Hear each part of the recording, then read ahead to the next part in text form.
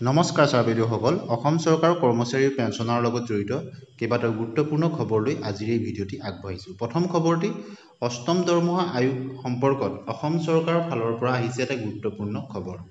আপোনালোকে নিশ্চয় জানে কেন্দ্ৰীয় চৰকাৰে 16 জানুৱাৰী 2025ত অষ্টম দৰমহা আয়োগৰ ঘোষণা কৰিছিল। তাৰ পিছতেই অসমতো অসম চৰকাৰে সদৌ অসম কৰ্মচাৰী পৰিষদৰ লগত হোৱা যি বৈঠক তাত কেইবাটাও বিষয় তাত উত্থাপন হৈছিল আৰু সেই সম্পৰ্কতে যি অষ্টম দৰমহা আয়োগ গঠন সম্পৰ্কতো অসম চৰকাৰে নিৰ্দেশনা প্ৰেৰণ কৰিছে। আপোনালোকে ভিডিঅ'টো স্কিপ নকৰাকৈ শেষলৈকে চাব। প্ৰথম খবৰটিত আপোনালোকে এইখন দেখিছে যিখন সদৌ অসম কৰ্মচাৰী পৰিষদ আৰু মুখ্যমন্ত্ৰী মহোদয়ৰ মাজত যি আলোচনা হৈছিল তাৰ মাইনোটছত বহুতখিনি আছে। 20 নম্বৰ পইণ্টটো আপোনালোকে চাওক। As regards to the demand of সদৌ অসম কৰ্মচাৰী পৰিষদ to the দেখিছে আপোনালোকে সদৌ অসম কৰ্মচাৰী পৰিষদৰ লগত হোৱা বৈঠকত অষ্টম দৰমহা আয়োগৰ কথা কোৱা হৈছিলে। পৰিষদটো constitution of the 8 Assam pay commission অষ্টম অসমৰ যি পে কমিশ্যনৰ কথা কোৱা হৈছিলে। The honourable chief minister stated আৰু তাত মুখ্যমন্ত্ৰী মহোদয়ে যি পজিটিভলি যি ৰেছপন্স দিছিলে সেই কথাটো কোৱা হৈছে। The Honorable Chief Minister stated that the state government will do the same within 2 months of the central government's decision to constitute the 8th Central Pay Commission. অৰ্থাৎ অষ্টম দৰমহা আয়োগত কেন্দ্ৰীয় চৰকাৰে ঘোষণা কৰাৰ 2 মাহৰ ভিতৰতে অসম চৰকাৰে ঘোষণা কৰিব। আৰু তাৰ ক্ষেত্ৰত ফাইনেন্সৰ PRU ডিপাৰ্টমেণ্ট হ'ল ফাইনেন্সৰ এটা ডিপাৰ্টমেণ্ট। গতিকে তাৰ এইটো নিৰ্দেশনাটো দিয়া হৈছে।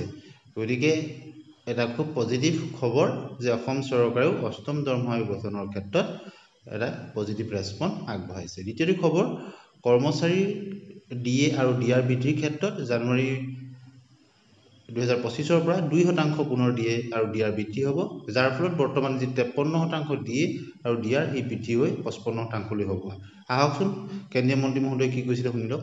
पेंशनर्स के लिए DA और DLS रिलीफ को 53% से बढ़ा के 55% किया गया है with effect from 1/1/25. This will be a very big help for all the employees in the government and the pensioners also. Thank you दोस्तों। এই হিচু যোৱাকালি হৈ যোৱা অসম চৰকাৰৰ কেবিনেটত কেইবাটাও গুৰুত্বপূৰ্ণ সিদ্ধান্ত গ্ৰহণ কৰা হৈছিল। তাৰ ভিতৰত বেতনভোগী মধ্যবিত্ত শ্ৰেণীলৈ সকাহ। কেবিনেটত 2025-26 বিত্তীয় বৰ্ষৰ বাবে 15,000 টকা দৰমহালৈকে পেছাদাৰী কৰ যিটো প্ৰফেশ্যনেল টেক্স বুলি কয় পৰিশোধৰ ৰেহাই দিয়াৰ খচৰা অধিসূচনাত অনুমোদন জনাইছে। এতিয়া 15,000 টকা পৰ্যন্ত দৰমহাৰ বাবে কৰ শূন্য অৰ্থাৎ তেওঁলোকে কোনো প্ৰি টেক্স দিব নালাগে। 15,000 টকালৈকে যিসকল কৰ্মচাৰী দৰমহা 15,001 টকাৰ পৰা 25,000 টকালৈকে 180 টকাৰ তেওঁলোকে প্ৰতিমাহে প্ৰি টেক্স দিব লাগিব আৰু 25,001 টকাৰ পৰা ওপৰখিনিয়ে 208 টকা প্ৰি টেক্স দিব লাগিব। গতিকে বহু লাখ লাখ কৰ্মচাৰী যিসকল এই আওতাত পৰিব তেওঁলোক উপকৃত হ'ব। অন্য এটা খবৰ লৈ আহিছোঁ। কেবিনেটত সিদ্ধান্ত গ্ৰহণ কৰা হৈছিল যে সুলভ মূল্যৰ দোকানৰ অনুজ্ঞাপত্ৰ। কেবিনেটৰ সাধাৰণ নিৰ্দেশনাৰ দ্বাৰা অসম ৰাজ্যৰ সকলো সুলভ মূল্যৰ দোকানৰ অনুজ্ঞাপত্ৰৰ বৈধতাৰ ম্যাদ 30 জুন 2026লৈ বৃদ্ধি কৰিবলৈ অনুমোদন জনাইছে।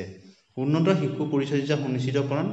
শিশুৰ 2টা সন্তানলৈকে জিম্মা থকা বা বিবাহ বিচ্ছেদ হোৱা অকলশৰীয়া পুৰুষ বা ৰাজ্যিক কৰ্মচাৰী তেওঁলোকেও CCL লাভ কৰিব। আগতে মহিলাসকলে লাভ কৰিছিলে, এতিয়া বিবাহ বিচ্ছেদ হোৱা পুৰুষেও তেওঁলোকে অনুমতি CCLৰ পাব, চাইল্ড কেয়াৰ লিভ লাভ কৰিব।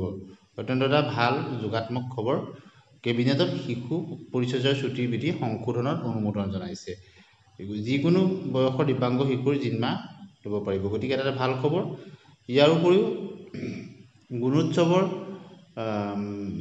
ৰিজাল্ট ঘোষণা হ'ল আৰু তাৰ লগে লগে শিক্ষক নিযুক্তিৰ ক্ষেত্ৰতো বহুখিনি আগন্তুক দিনত বহুখিনি দিশ সংশোধন কৰা হ'ব বা নতুনকৈ তাত সংযোজন কৰা হ'ব। স্কুল বেছ কেডাৰ সৃষ্টি কৰা হ'ব আৰু BEd পাঠ্যক্ৰমৰ ক্ষেত্ৰতো তাত 6 মাহৰ পৰা 8 মাহলৈ তাত প্ৰেক্টিকেল যাতে বিদ্যালয়ত কৰিবলগীয়া হয়। আগতে যি 3 মহীয়া আছিলে সেইটো 6 মাহৰ পৰা 8 মাহলৈকে কৰা তেনেধৰণৰ বহুখিনি কথা মুখ্যমন্ত্ৰী মহোদয়ে তেখেতৰ ভাষণত উল্লেখ কৰিছে, যিখিনি অনাগত দিনত দেখিবলৈ পোৱা যাব বুলি আশা কৰিব পাৰি। আৰু কেবিনেটত BEdৰ শিক্ষা লোৱাৰ লগতে 8 মাহ প্ৰেক্টিকেল কৰি আহিব লাগিব। 2026ত 40গৰাকী শিক্ষাৰ্থী থকা বিদ্যালয়টো প্ৰধান শিক্ষকৰ ব্যৱস্থা কৰা হ'ব। গতিকে প্ৰাথমিক বিদ্যালয়ৰ ক্ষেত্ৰত এতিয়া কিছুদিনৰ আগতে 50জনলৈকে থকাখিনিৰ ক্ষেত্ৰত যি সিদ্ধান্ত গ্ৰহণ কৰা হ'ল যে প্ৰধান শিক্ষক এজন নিযুক্তি দিব। গতিকে ই এটা অত্যন্ত ভাল খবৰ।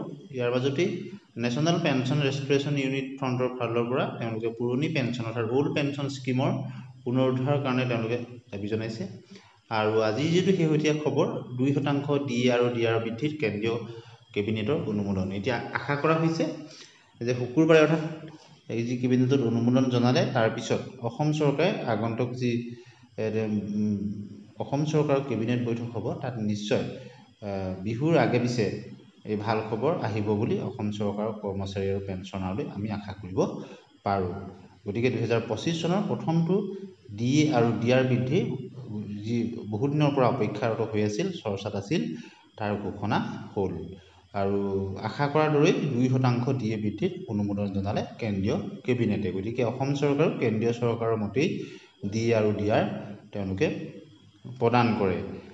গতিকে অসম চৰকাৰৰ ক্ষেত্ৰত যি মুখ্যমন্ত্ৰী মহোদয়ে যি সদৌ অসম কৰ্মচাৰী পৰিষদৰ লগত যি আলোচনা কৰিছিল 26/3/2025ত তাত অষ্টম দৰমহা আয়োগৰ অসম চৰকাৰৰ ক্ষেত্ৰত গঠনৰ লগতে গ্ৰেজুৱেট পে যিসকলৰ এণ্টি কোৱালিফিকেশ্যন আছিলে তেওঁলোকৰ ক্ষেত্ৰত যাতে গ্ৰেজুৱেট পে প্ৰদান কৰা হয় তেনেধৰণৰ ইনিচিয়েটিভ কিছুমানো লোৱা হৈছিল। অৰ্থাৎ যিসকলৰ কোৱালিফিকেশ্যন তেওঁলোক চাকৰিটো পাওঁতে গ্ৰেজুৱেশ্যন লাগে তেওঁলোকক যাতে গ্ৰেজুৱেট পে দিয়া হয়। গতিকে তেনেধৰণৰ কথাও আছিলে। আৰু জুনিয়ৰ ইঞ্জিনিয়াৰৰ ক্ষেত্ৰত ধৰি লওক তেওঁলোকৰ যিটো গ্ৰেড পেৰ ক্ষেত্ৰত তেওঁলোকে যাতে তাতকৈ ওপৰৰ গ্ৰেড পে ডিমাণ্ড কৰিছিল। বিভিন্ন ধৰণৰ আঁচনি আছিল। গতিকে অসম চৰকাৰে যদি নিজাববীয়াকৈ অষ্টম পে কমিশ্যন গঠন কৰে এই যিখিনি আঁচনি আছিলে এনমিলিজ আছিলে সেইখিনি যাতে দৃষ্টিগোচৰ কৰি তাক সংশোধন কৰি অষ্টম দৰমহা আয়োগত প্ৰতিফলন কৰে বা তাৰ আগতেই এইখিনি ইমপ্লিমেণ্টেশ্যন কৰে।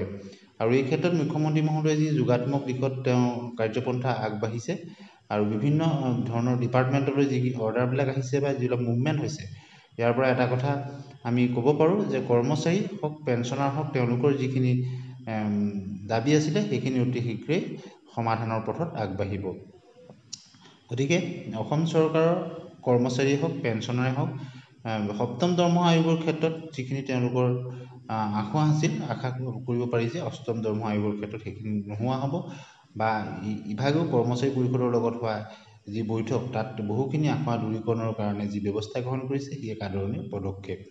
আৰু অষ্টম দৰমহা আয়োগৰ ঘোষণাৰ লগে লগে ফিটমেণ্ট ফেক্টৰ কিমান হ'ব তাৰ ওপৰত নিৰ্ভৰ কৰিব কৰ্মচাৰী আৰু পেঞ্চনৰ তেওঁলোকৰ দৰমহা কিমান বৃদ্ধি হ'ব। গতিকে এতিয়াই ক'ব পৰা নাযায় কেন্দ্ৰীয় চৰকাৰে কিমান ফিটমেণ্ট ফেক্টৰ ধৰে। তাৰপিছত অসম চৰকাৰৰ ক্ষেত্ৰতো অষ্টম দৰমহা আয়োগৰ গঠন হ'ব, তাৰপিছত কিমান ফিটমেণ্ট ফেক্টৰ হ'ব এই সকলোখিনি পৰৱৰ্তী সময়ত গম পোৱা যাব। ধন্যবাদ।